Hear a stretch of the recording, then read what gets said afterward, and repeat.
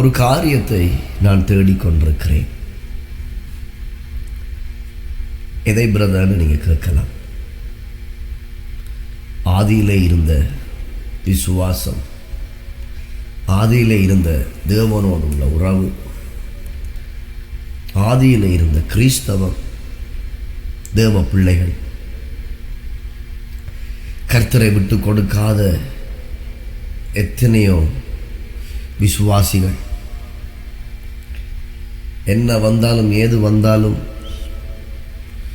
நான் நிற்பேன் ஆண்டவருக்காக. பசியோ பட்டுனியோ நிர்வாணமோ நாசமோசமோ பட்டயமோ, தேவனுடைய அன்பை விட்டு என்னை பிரிப்பவன் யார்? முன்னொரு காலத்திலே அப்படியாக போதகர்களும் விசுவாசிகளும் இருந்தார்கள். ஆனால் இன்றைய கிறிஸ்தவத்தை பார்க்கிற பொழுது வேதம் சொல்லுகிறபடி நான் வருகிற பொழுது விசுவாசத்தை காண்பேனோ. இதுக்கு அர்த்தம் தெரியுமா உங்களுக்கு? நான் வருகிற பொழுது விசுவாசத்தை காண்பேனோ என்றால் விசுவாசத்தை அல்ல, விசுவாசிகளை காண்பேனோ. வார்த்தையை சுமக்கிற, அவருடைய சிலுவையை நாளாந்தம் சுமக்கிற ஒரு மனிதனை, ஒரு மனுஷியை நான் காண்பேனோ. தடம் புரண்டு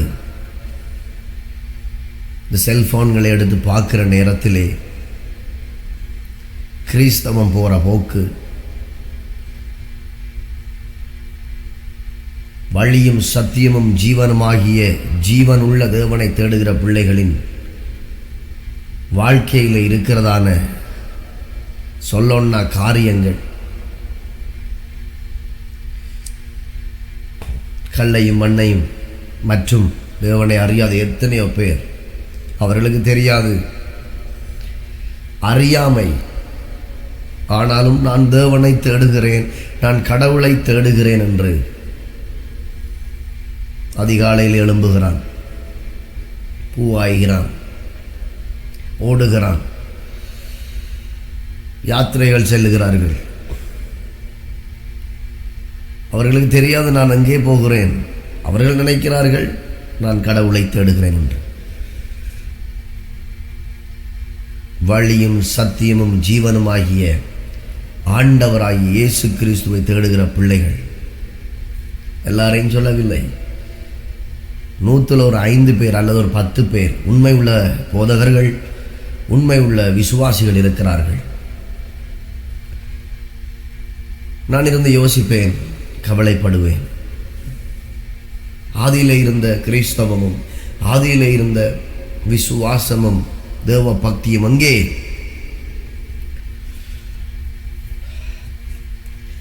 ரெண்டு தீமோத்தேயு 3ஆம் அதிகாரத்திலே ஆண்டவர் எனக்கு இந்த வார்த்தையை காண்பித்தார். கிறிஸ்தவர்கள் மற்றும் சபைக்குள்ளே இருக்கிற விசுவாசிகள், போதகர்களின் நிலை எப்படியாக இன்றைக்கு மாறிக்கொண்டு போகிறது என்று பாருங்கள். மேலும் கடைசி நாட்களில் கொடிய காலங்கள் வருமென்று அறிவாயாக. முதலாவது நீ அறிய வேணும், கடைசி நாட்களில் கொடிய காலங்கள் வரும், கொடிய வேதனைகள் வரும், கொடிய பிரச்சனைகள் வரும்.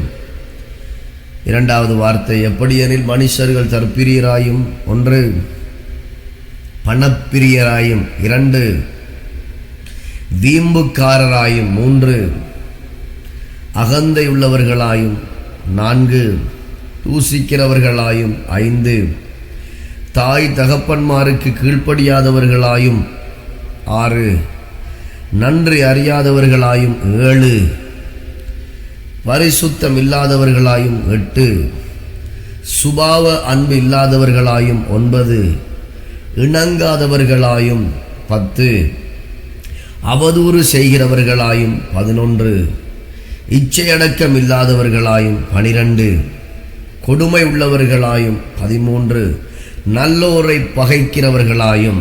பாருங்கள், 14 15வது துரோகிகளாயும், 16 துணிகரம் உள்ளவர்களாயும், 17 இருமாப்புள்ளவர்களாயும், 18 தேவ பிரியராயிராமல் சுகபோக பிரியராயும்.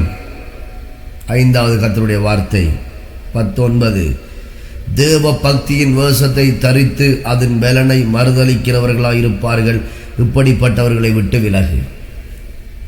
அப்ப இது யாருக்கு சொல்லப்படுது? தேவனை அறிந்தவர்கள், வேதத்தை தூக்குகிறவர்கள், நான் கிறிஸ்தவன் நான் கிறிஸ்தவன் என்று நாளாந்தம் தன்னைத்தானே பீத்தி கொண்டு வாழ்கிறவர்கள். வாயில வார்த்தை இருக்குது,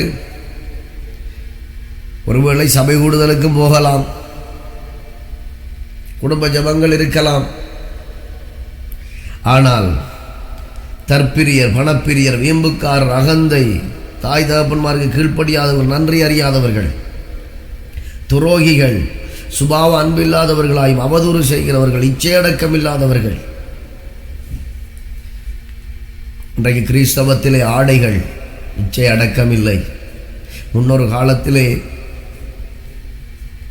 இயேசுவின் அடிச்சுவடை உண்மையாய் பின்பற்றிய எத்தனையோ பிள்ளைகள் தங்கள் ஆடைகளிலே சாட்சியாயிருந்தார்கள். வார்த்தைகளிலே, பேச்சிலே, நடத்தைகளிலே சாட்சியாயிருந்தார்கள். இன்றைக்கு சபைக்கு வருவதே ஏதோ ஒரு சுயநல ஆசீர்வாதத்திற்காக. ஒரு கட்டுடைய வேணும், அல்லது நோய் குணமாக வேணும், அல்லது கஷ்டம் தீர வேணும், வீடு இல்லாட்டி வீடு கிடைக்க வேணும், வளவு இல்லாட்டி வளவு கிடைக்க வேணும். வாரது ஓடுறது, மெய்ப்பன் ஏதாவது எச்சரித்தால் உடனடியாக பக்க வழியாக போகிறது, ஒரு பிரச்சனையுமே இல்லை. பாருங்க, அடுத்தது வாசிக்க போறேன். பாவங்களால் நிறைந்து பற்பல இச்சைகளால் இழுப்புண்டு எப்பொழுதும் கற்றாலும் ஒருபோதும் சத்தியத்தை அறிந்து உணராதவர்களாயிருக்கிற பெண் பிள்ளைகளுடைய வீடுகளில் இப்படிப்பட்டவர்கள் நுழைந்து அவர்களை வசப்படுத்தி கொள்ளுகிறார்கள். பாருங்க, மேலும் கடைசி நாட்களில் கொடிய காலங்கள் வரும். அது வார்த்தையில் 7வது எப்பொழுது கற்றாலும் ஒருபோதும் சத்தியத்தை உணராதிருக்கிற. 10 வார்த்தை கேட்டாலும் அல்லது 3000 வார்த்தை கேட்டாலும் 10,000 பாடல்களை பாடினாலும் எப்பொழுது கற்றாலும் கற்றுக்கொண்டாலும் எப்பொழுது சத்தியத்தை இவர்கள் கேட்டாலும் வேதம் சொல்லுகிறது உணராதவர்களாயிருக்கிற. யாருக்கு பிரச்சனை? பெண் பிள்ளைகளுடைய. பெண் பிள்ளை மாத்திரமில்லை, மேலே சொல்லப்படுது தேவ பக்தி என்கிற வேஷத்தை தரித்து அதன் பலனை மறுதளிக்கிறவர்களை விட்டு விலகு. தற்பிரியர், பணப்பிரியர், வீம்புக்காரர், பண ஆசை, ஆண்டவரை தேடுவது அல்லது சபைக்கு வருவது ஏதோ ஒரு சுயநல ஆசீர்வாதத்திற்கு. கல்யாணம் நடக்க வேணும், வீடு கட்டப்பட வேணும், கட்டுப்படாம இல்லை, திருமணம் நடக்காம இல்லை, ஆசீர்வாதங்கள் கிடைக்காம இல்லை, கிடைத்ததும் சர்க்கேஸ். அதான் நான் இருந்து யோசிப்பேன். வேதம் சொல்லுகிறது நன்றி அறியாதவர்களாயும். கர்த்தருடைய இரக்கத்தினால் இந்த கையினால்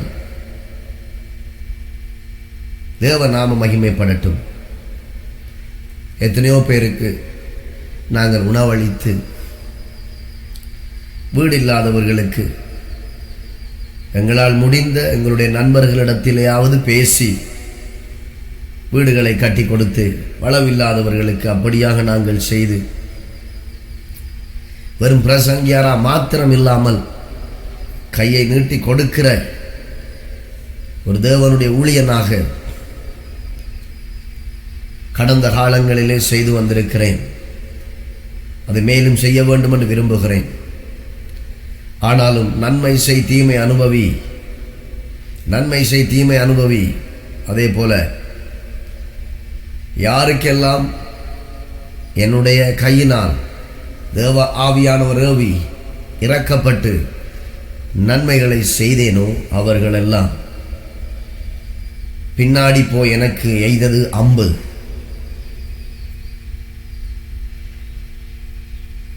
எனக்கு விரோதமாய் பேசினார்கள், பற்பல பொய்யான வார்த்தைகளை என் பெயரை சொல்லி சொன்னார்கள். தாங்கள் பெற்றுக்கொள்வதற்காக, தாங்கள் நன்மைகளை பெற்றுக்கொள்ள.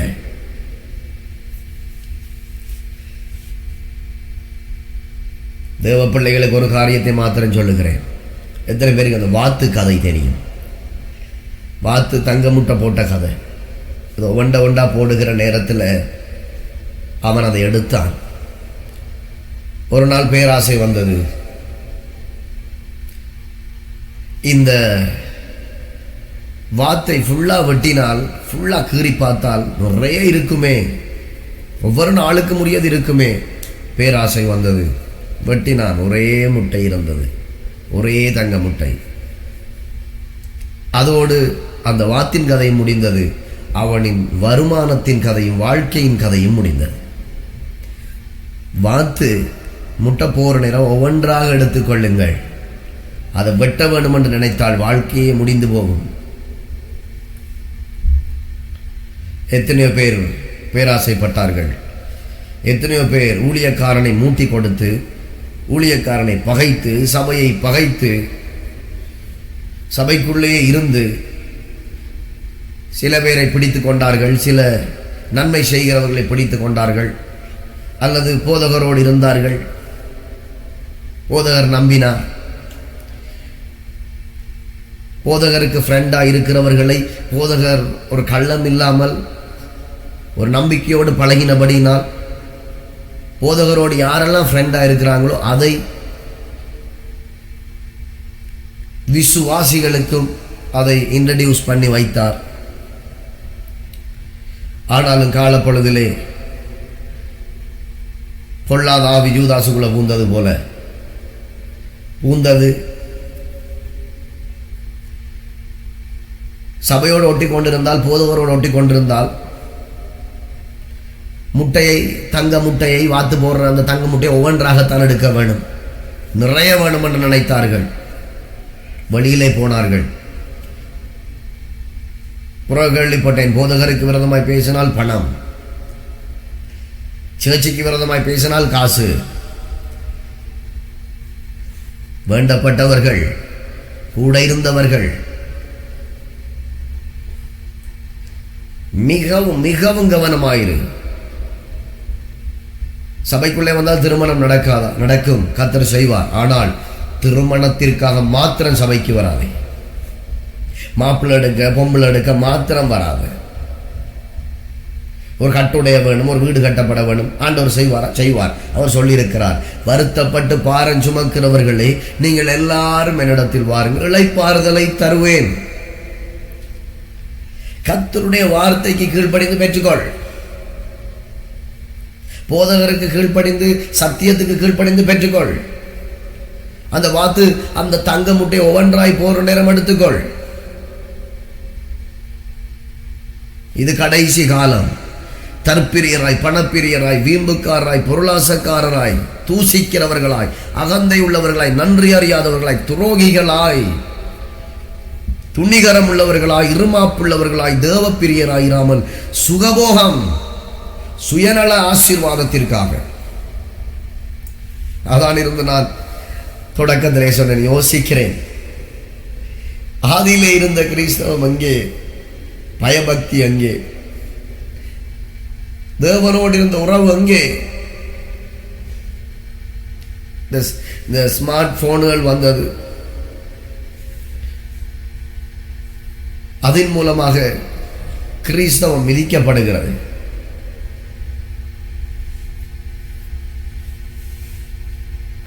தீய காரியங்களை பார்க்க தொடங்கினார்கள். இது வேற யாருக்கும் சொல்லப்படவில்லை. இந்த வார்த்தை தேவ பக்தி என்கிற வேஷத்தை தரித்து, என்னுடைய சபையிலே நடந்த சில காரியங்களையும் சொல்லி இருக்கிறேன். அபிஷேகத்திலே நிரம்பினார்கள், நல்லா ஜெபித்தார்கள், முழு பேயோடு வந்தவர்கள்.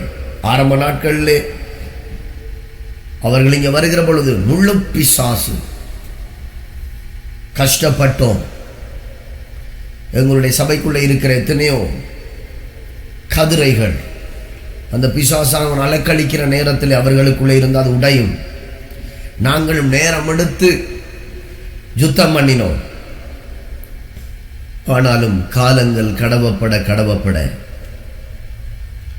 பேராசை வந்தது, பணாசை வந்தது. தேவனுடைய சத்தியத்தை அவர்கள் கேட்காதபடி மறுதலித்து தங்களுடைய செயல்பாடுகளிலே காண்பித்துக் கொண்டிருந்ததை நான் உணர்ந்தேன்.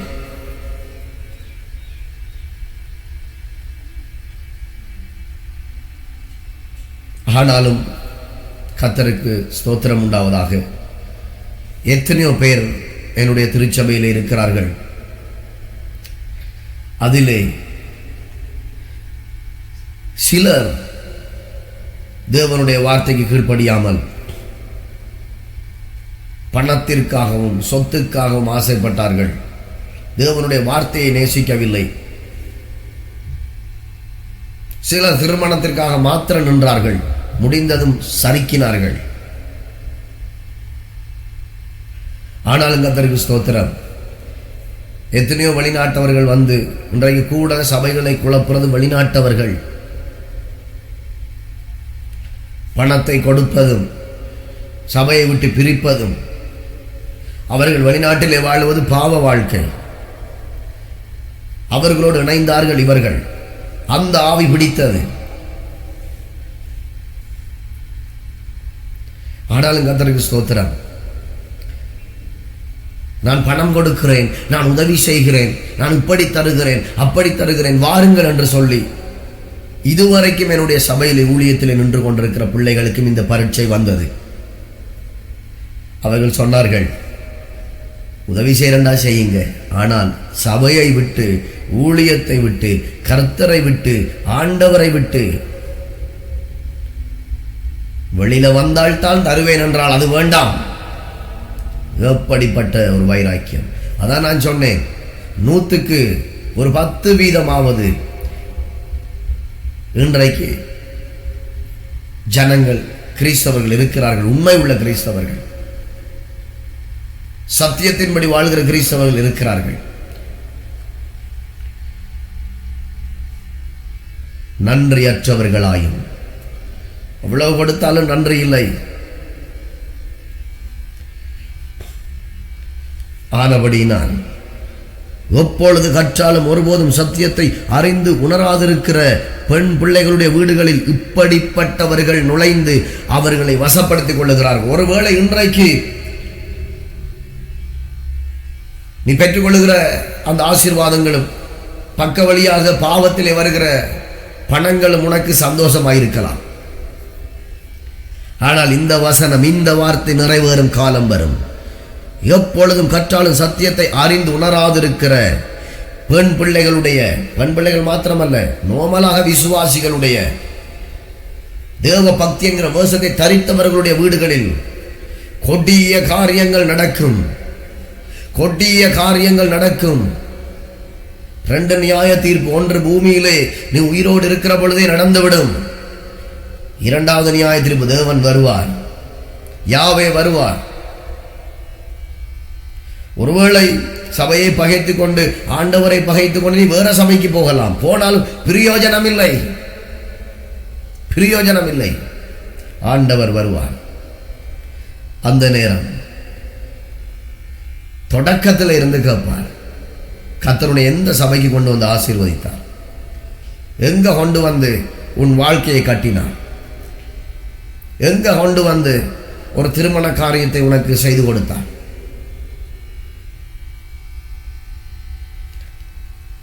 எங்க கொண்டு வந்து வார்த்தையை கற்றுக் கொடுத்தார், விடுதலை கொடுத்தார், உன் வாழ்க்கையில் இருந்த பொல்லாத ஆவிகளை துரத்தினார்.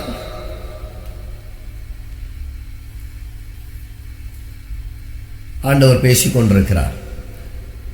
மனம் திரும்பு, தேவனுடைய ராஜ்யம் சமீபம். அப்படி நீ மனம் திரும்பாவிட்டால் ஒரு பிரச்சனையும் இல்லை. தேவ பக்தி என்கிற வேஷத்தை தரித்துக் கொண்டு இப்படிப்பட்டவர்களாயிருக்கிற இந்த குணத்திலே வாழ்கிற, மறுபடியும் வாசிக்கிறேன், தற்பிரியர், பணப்பிரியர், வீம்புக்கார், அகந்தை, தாய் தகப்பன்மாருக்கு கீழ்ப்படியாதவர்களாயும் நன்றி அறியாதவர்களாயும் பரிசுத்தம் இல்லாதவர்களாயும் சுபாவ அன்பில்லாதவர்களாயும் இணங்காதவர்களாயும் அவதூறு செய்கிறவர்களாயும் இச்சையடக்கம் இல்லாதவர்களாயும் கொடுமை உள்ளவர்களாயும் நல்லோரை பகைக்கிறவர்களாயும் துரோகிகளாயும் துணிகரம் உள்ளவர்களாயும் இருமாப்புள்ளவர்களாயும் தேவ பிரியராயிராமல் சுகபோக பிரியராயும் தேவ பக்தி என்கிற வேஷத்தை தரித்ததும் பலனை மறுதளிக்கிறவர்களை விட்டு விலகு. அவர்களோடு நீ ஒட்டி கொண்டிருந்தால், உண்மை உள்ள விசுவாசியே, அவர்களோடு நீ ஒட்டி கொண்டிருந்தால் அவர்களுக்கு வருகிற அந்த உபத்திரவத்தில் அந்த கொடிய காரியத்தில் நீ அகப்படுவாய். ஒரு நாள் ஆண்டவராகிய தேவன் துன்மார்க்கரை நியாயம் தீர்த்து எரிகடலிலே தள்ளுவார். அந்த நேரம் ராஜ்யத்தின் புத்திரராகிய நீயும் அவர்களோடு ஒட்டி கொண்டிருந்தால் உன்னையும் சேர்த்து தள்ளுவார். நான் ஜெபிக்கிறேன், ஆதியிலே இருந்த அந்த கிறிஸ்தவம், ஆதியிலே கொண்டிருந்த விசுவாசம், ஆதியிலே கொண்டிருந்த தேவனோடுள்ள உறவு, பயந்த ஒரு வாழ்க்கை, இச்சை அடக்கங்கள், நல் குணங்கள், ஊழியர்களுக்குள்ளே இருந்த ஒற்றுமைகள், போதகர்கள் ஆடுகளை நடத்தினார்கள் விசுவாசிகளை. இப்ப விசுவாசிகள் போதகர்களை மேய்க்கின்றன. அப்படி மாறிவிட்டன. அதே போல விசுவாசிகளும் சில பேர் உண்மை உள்ளவர்களாயும் பலர் நடித்துக் கொண்டு சபைக்குள்ளே திறமான நடிகர்களாயிருக்கிறார்கள். திறமான நடிகர்கள் பார்த்து கொண்டு வருகிறேன். போதகரை கண்டால் சிரிப்பு, காலில் விழுகிறது போல ஆக்ஷன்கள். ஆனால் பின்னால் இருமாப்பும் பெருமையும் அகந்தையும் மேட்டிமையும் பொறாமையும் எரிச்சலும், யாரை குத்தலாம், யாரை விழுங்கலாம், எந்த பக்கத்தால வருகலாம், எந்த பக்கத்தால திருடலாம். இயேசு சீக்கிரமாய் வரப்போகிறார்.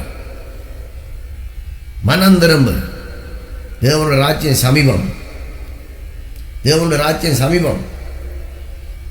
மனுஷனை பிரியப்படுத்து, தேவனை பிரியப்படுத்து. மனுஷன் கையை பார்க்க கூடாது, ஆண்டவருடைய கையை பாருங்கள். மிச்சம் கவனம், எச்சரிப்போடு வாழுங்கள். சபை போதகர்களே கவனம். வெளி தேசத்திலிருந்து வருகிறார்கள், பணத்தை காண்பிக்கிறார்கள், விசுவாசிகளை சிதறடிக்கிறார்கள், பேரை கெடுக்கிறார்கள். நான் ஆண்டவரிடத்தில் கேட்கிற ஒரே காரியம், ஆதியிலே கொண்டிருந்த அன்பு, ஆதியிலே கொண்டிருந்த விசுவாசம், ஆதியிலே ஜனங்கள், தேவ பிள்ளைகள், மிஷனரிமார் எப்படியெல்லாம் கர்த்தருக்காக, என்ன வந்தாலும் ஏது வந்தாலும் சூழ்நிலைகள் மாறினாலும் கர்த்தருக்காக நிற்பேன். இப்ப அப்படி இல்லை.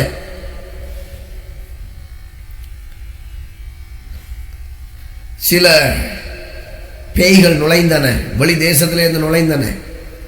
சில பெண் பிள்ளைகளை கைக்குள்ள போட்டு அவர்களை விசாரிக்கிறது போல விசாரித்து, ஆனால் மனதிலே பட்சிக்கிற ஓனாய் பசுத்தோல் போத்தி கொண்டு வெண்மையான ஆடைகளை நல்லவர்கள் போல் அணிந்து கொண்டு பார்த்தோன்னே சொல்லுவார்கள் அது நல்ல பாம்பு. ஆனால் பன்றியின் குணத்தோடு உள்ளளவிலே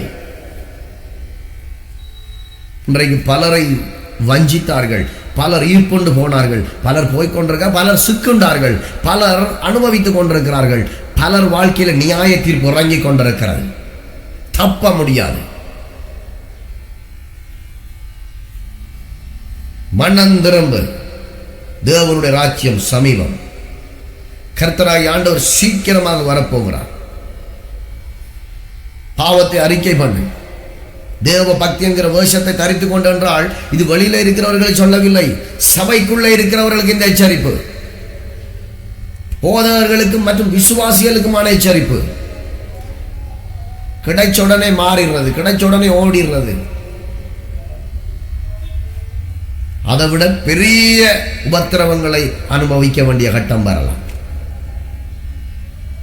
கொண்டு போய் எழ கூட்டி வரும். முந்தின வாழ்க்கையை பார்க்கலாம், இனி பிந்தின இந்த வாழ்க்கை அதிக கேடுள்ளதாயிருக்கலாம்.